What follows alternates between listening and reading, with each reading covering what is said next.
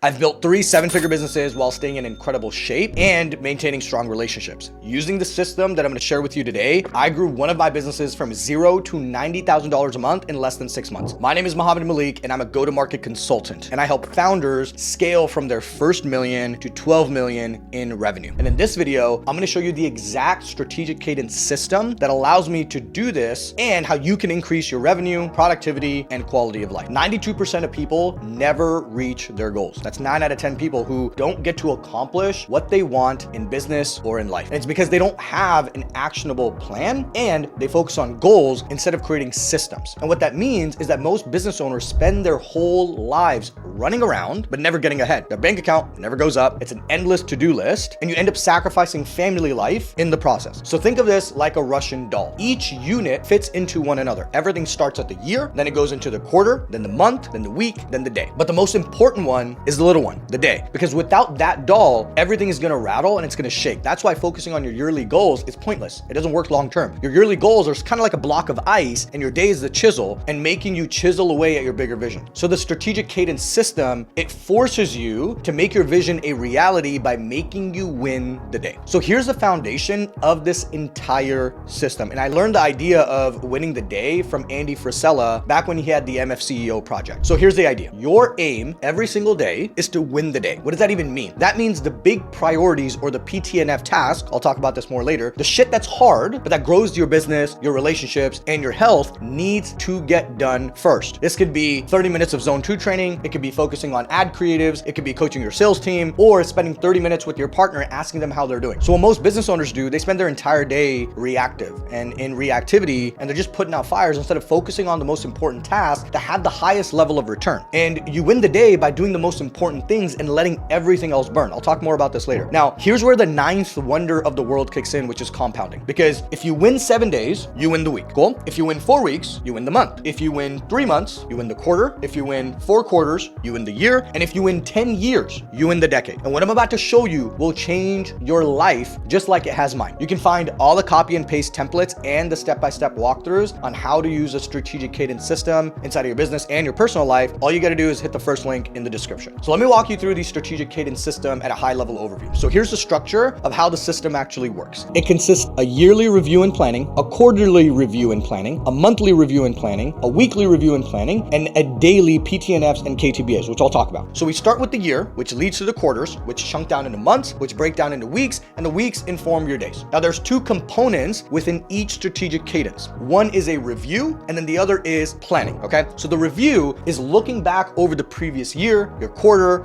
the month, and weeks. And this part is overlooked by a lot of people, but it's actually the most essential part of the system. Because in order for you to know where you're going, you first need to know where you are. And you don't want to repeat the same mistakes twice, which means you have to learn from your past. So just like a navigation system, it pinpoints your current location first to calculate your destination. Your mind works the same exact way. The review allows you to get a precise, accurate information on where you're at with your business, health, wealth, relationship right now in the present. Because once you know your baseline, your current situation, then you can plan to get to your destination. So let's talk about part 1, which is yearly review and planning. So when I do my strategic cadence, I always start with the review. I want to know where I'm at before I decide what I want to accomplish. So to start with the yearly review, I usually have a Google Sheet that I call a history tracker that I fill out during my weekly review and planning. And what this does, it helps me keep a track of the most important things that are happening week by week during the year. This can include trips, big decisions, lessons learned, and part of doing this is zooming out of the minutia of the day-to-day so you can focus on the bigger picture. Most business owners end up drowning because they're bogged down by the daily minutia, and so this is a chance for you to come up for a fresh breath of air. And what I do is I review my journals from my monthly review.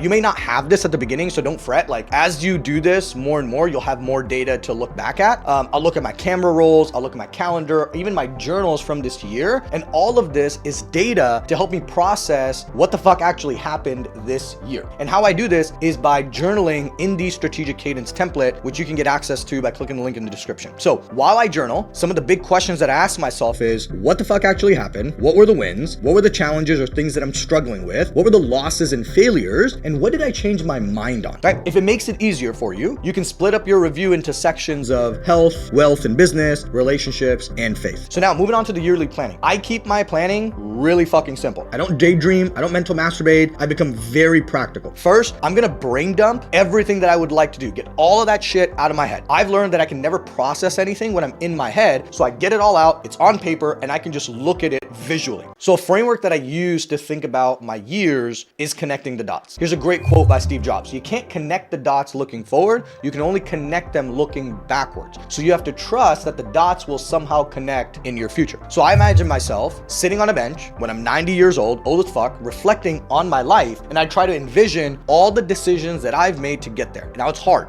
right? It's one of the hardest things I've ever done. Then I try to plan my year from that perspective of achieving everything that I have ever wanted. So after I've done the brain dump, then I ask myself, who is the person that I need to become to accomplish my vision? Because it's more about the person that I need to be rather than things that I need to do. Because if I am that person, I'll do the thing. Then I ask myself, what can I do this year to get one step closer to my vision? And then I ask myself, am I mental masturbating, or is this actually realistic? The next thing I do is I write down 1 to 2 things within my health, wealth, or business, within my relationships and my faith. And what I like to do is I like to add quantifiable metrics to this. So here's an example. My aim for 2026 is to make $1,000 per month off of YouTube, right? I want to post 45 videos on YouTube in 2026. I want to do 30 minutes of movement every single day from 5 to 6 a.m. And I want to find creative ways to show my wife that I love her once a month. So my aim is to think of things that when completed have downstream effects. I'm thinking in inputs, not outputs. So my goals, even at the yearly level, is to think about the inputs that are going to lead to the outputs that we want. Because if you focus on the inputs, the outputs take care of themselves. So one thing I want to pinpoint is the idea of vision and execution are not the same thing. Because if you've set big yearly goals, and I used to do this all the time and I made this mistake and I've never hit them, here's actually the reason why. It's never an ambition problem. Entrepreneurs are always ambitious. It's always an execution problem. So most of the goal setting frameworks are at a very high level because they make you operate too far away from the day-to-day. Because goals are set annually, right? Or by the decade, and they're executed on a daily basis. So you need to zoom out to think big, but you also need to zoom in to make sure that you can execute. Because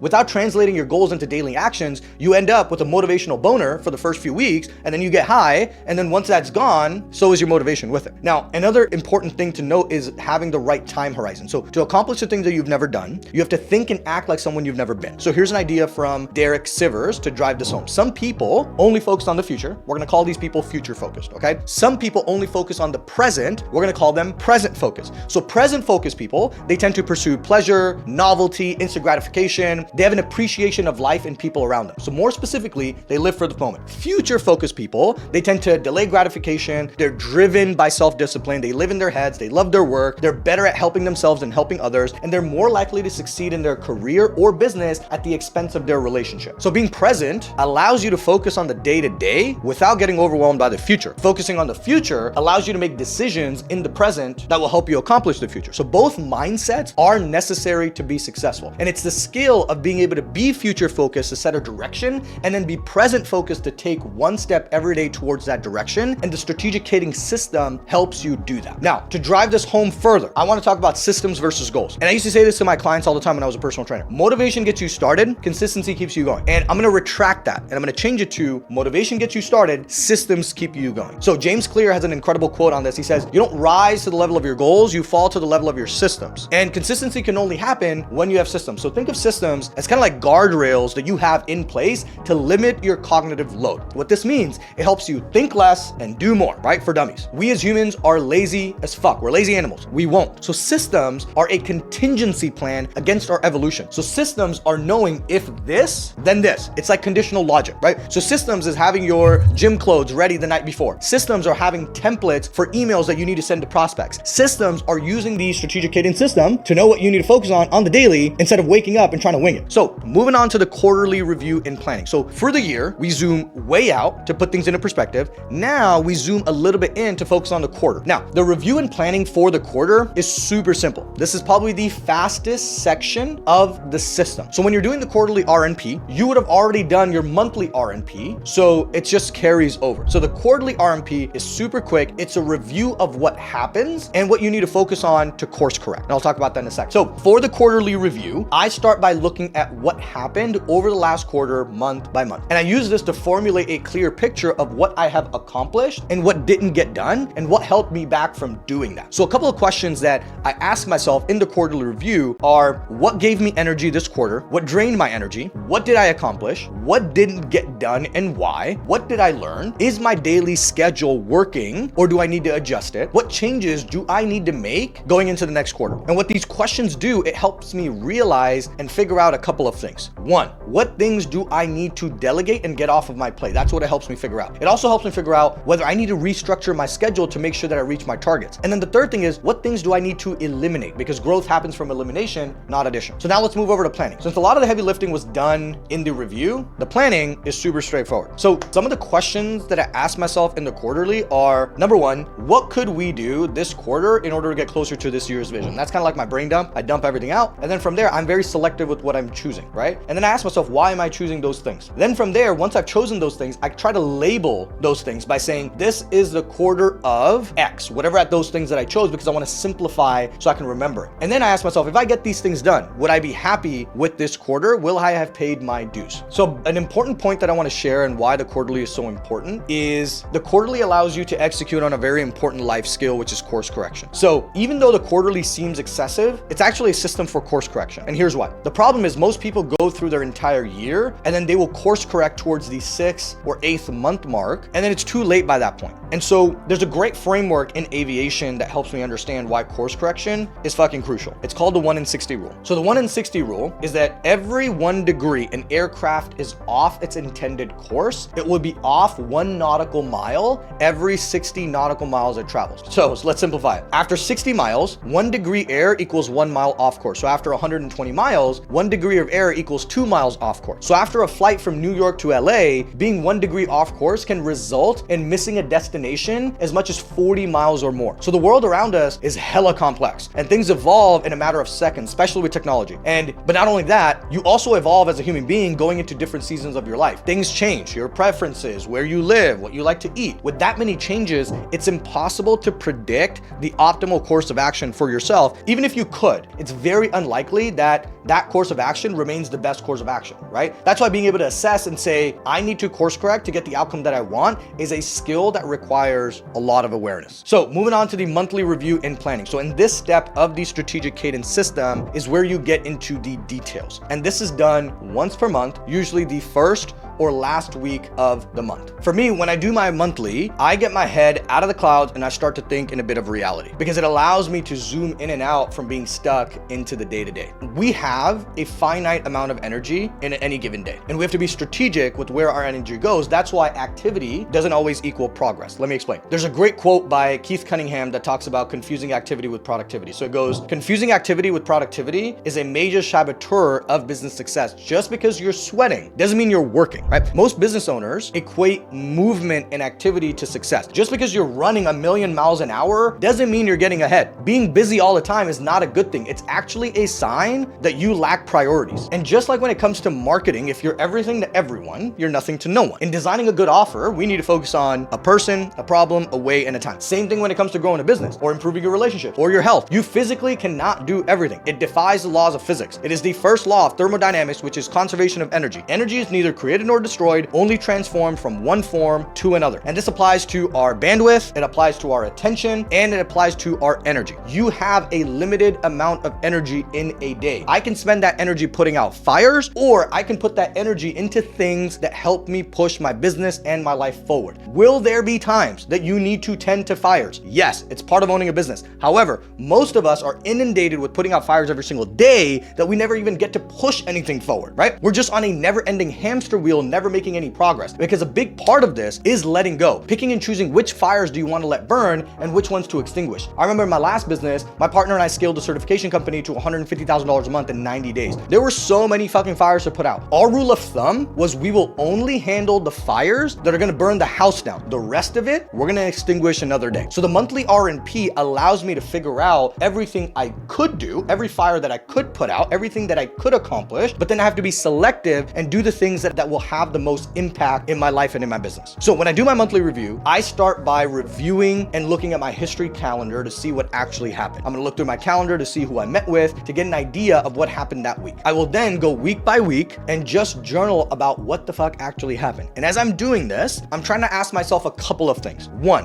what were my wins for the month? 2, what were my challenges this month? 3, where did I drop the ball this month? 4, what needs to change going into the next month tactically? What I'm trying to figure out is, did I successfully move closer to my quarterly and yearly objectives, or did I shit the bed? And if I did shit the bed, then what needs to change so I can stop shitting the bed? So see, all of this is a system or guardrails to make sure that I'm course correcting all the time. Small deviations can leave me off track. So for me, this system allows me to have checks and balances to focus and make the changes that are necessary to move forward. Now, moving on to monthly planning. Planning becomes super simple because we're being strategic about what you want to focus on. So here are the questions that help me think about my monthly plan. What could we do this month in order to get closer to this yearly vision? So this is a brain dump. First, get everything out of your fucking head so you can see things that matter and the things that actually don't. Then you want to pick the things that will push the needle forward and let everything else burn, right? Then I ask myself, why am I choosing those things? Because you have to question why you're doing everything. And then I want to label this upcoming month with the overall target that I want to hit for this upcoming month. So I write it down in this month is the month of X. And here what I'm trying to do is pick 1 or 3 things that I want to put emphasis on. And by setting up a label or a statement, it allows me to cement the most important things in my mind, because every day I can remind myself of the things that matter this month, similar to kind of giving the month a theme, if you would. And then the last question I ask myself, if I get these things done, would I be happy with the month?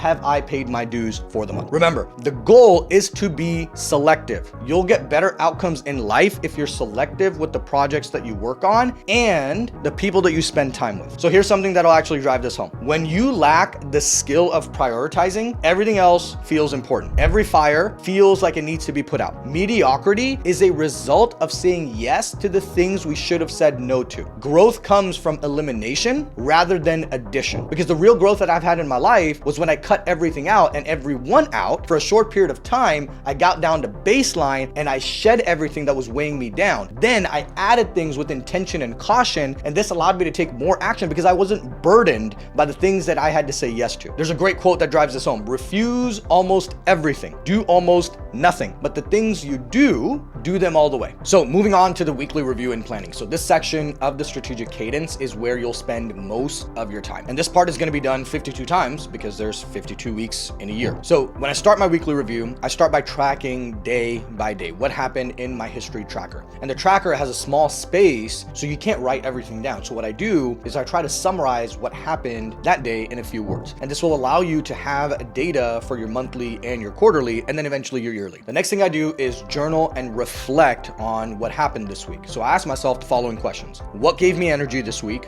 What drained my energy? What did I accomplish? What didn't get done and why? What did I learn? Are my daily systems working? And what's one small change that I can make going into the next week? My goal is to pull out wins, challenges, and lessons every single week. Now, once the review is done, that's where a majority of the heavy lifting is done. And once you know what you're doing well and what you need to change, planning becomes really easy. And Charlie Munger has a great quote, and he says, all I want to know is where I'm gonna die, so I'll never go there. That's why planning is just being proactive and making sure you avoid doing stupid shit that takes you away from your goals. So while I'm planning, I ask myself 2 questions. 1, what is the big objective of this month? And 2, what could I do this week in order to hit my monthly target? So this question is more like a brain dump. I want to get everything out of my head, and then I'm going to select the top things that are absolutely crucial. Remember, energy is finite, and you have to be selective with what you want to focus on. So after I've selected all the things that I need to accomplish during the week, I'm going to chunk those down into days. So I take a big project and I break it down into its parts and I plot them in a map day by day of what day I'm actually going to accomplish those things. So if you want the template for that, it's a link in the description. I'm only going to allow myself to put 3 or 4 things on there, and those 3 or 4 things are the things that need to get done. These are the things that will get me closer to my monthly targets, which will help me hit my quarterly targets, which will then help me hit my yearly targets. And when I map these things out, this could be the day that I want to take my wife on a date. It could be the day that I want to finish a project. It's the day that I want to record a YouTube video. I use the chart as a compass to know what I'm gonna work on every single day. So as a business owner, most of us are willing to grind 120 hours per week to not have to work 40 hours for somebody else. But we end up working more and we never get ahead. And most business owners don't know the difference between putting out fires versus doing the work that actually moves the business forward, right? Because when everything feels urgent, everything gets treated the same. This is why being busy is a lack of prioritization. You're busy, but nothing meaningful is actually happening. So here's a mental model called rocks, pebbles, and sands that will help you understand how to prioritize. So think of your day like a jar, and inside that jar, you can put rocks, pebbles, and sand. Rocks are big and bulky. These in real life are the high leverage tasks, the actions that help drive more revenue or de-risk the business. These are the things like improving marketing. It could be managing your sales team. It could be doing call reviews. It could be building a recruitment pipeline.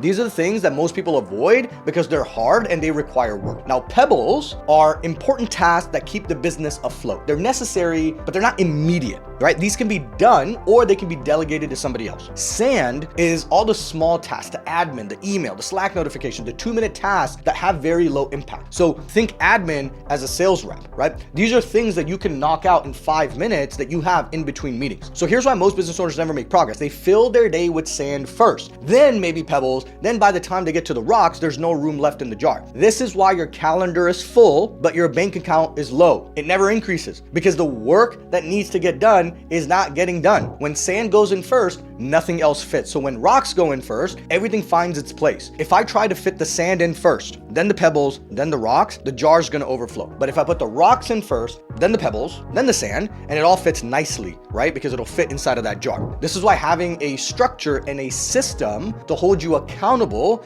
is extremely important. Now, here's another concept that I want to share from Keith Cunningham. He's the author of the book called Road Less Stupid, and he has a great concept called thinking time. So this is time that he has pre-scheduled on his calendar, free from distractions, to sit back and think, plan, and process, and to make sure that he's not repeating the same mistakes from his past. So what I've done is I took thinking time and I mixed it with the weekly RMP. So if I'm gonna sit down and review and plan, why not just use this time to think? So I've spent this time thinking about how to grow a business, thinking about how to increase sales, who to hire, even what my workout plan is gonna look like for the next 12 weeks. So treat your weekly RMP as kind of like a sacred ritual. I go to a coffee shop, I throw on some coffee and contemplation playlist, and I'm dead to the world for that hour. So moving on to the daily review and planning. There's a great quote by Dwight D. Eisenhower. In preparing for battle, I've always found that plans are useless, but planning is indispensable. So most people wake up and they try to figure out what they want to do. This ends up eating bandwidth and energy, which again, we said energy is finite. This is why successful people, they live the same day over and over again, they wear the same thing, they eat the same thing, and they sleep at a consistent time, and they already go into the day knowing what they're gonna do. By spending that 30, 45, 60 minutes trying to figure out what you want to do, what you want to wear, what you want to eat, you're already behind. I want to go into the day knowing exactly what needs to be done. And I've plotted everything that I'm going to do day by day during the week. And all I got to do is just wake up and execute. So to manage my day, I do this all in a physical notebook. I fold the paper in half, I date it at the top left-hand corner, and the first 5 lines, I write out the biggest objective that I need to accomplish. And I do this 5 times. And so here's an example. I'll say, I will close 5 units by January 10th, 2026. I found by doing this, it primes my RAS, which is my reticular activation system. It's my heat-seeking missile system in our brain to hyper-focus on the things that matter the most. So since I folded the paper, I have 2 sections. I have 2 sides. I'm gonna put PTNFs on one side, and I'm gonna put KTBAs on one side. So push the needle forward, that's PTNFs. These are the tasks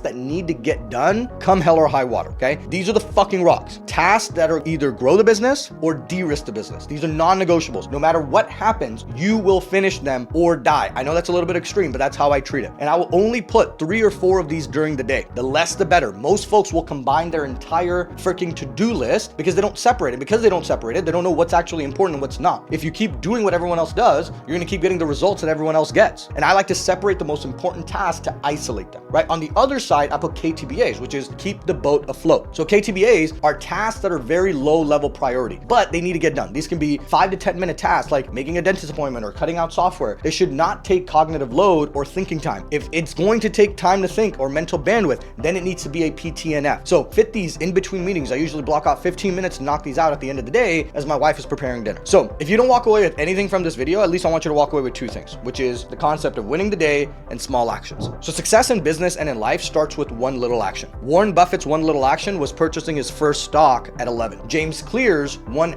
little action was writing a blog. Jeff Bezos's one little action was writing a business plan. Oprah's one little action found was asking one unscripted, honest question. People look at skyscrapers, but they forget the foundation that it stands on, because small disciplines repeated with consistency every day lead to great achievements gained slowly over time. So with the strategic cadence system, your aim is to focus on 1 to 3 things every single day. Again, I will harp on this till the fucking cows come home. Focus on winning the day. Even if it's one thing, just make sure that you complete that one thing no matter what happens. For me, it's 30 minutes of movement every single day. That's my small action. If I know I do that, I have won the day. Now, personally, what I have found that winning the day leads to an immense level of self-confidence and conviction. Every day that you do the work, which means you're keeping the promises that you make to yourself. You do that enough times, you become the fucking person, right? The fucking man or woman.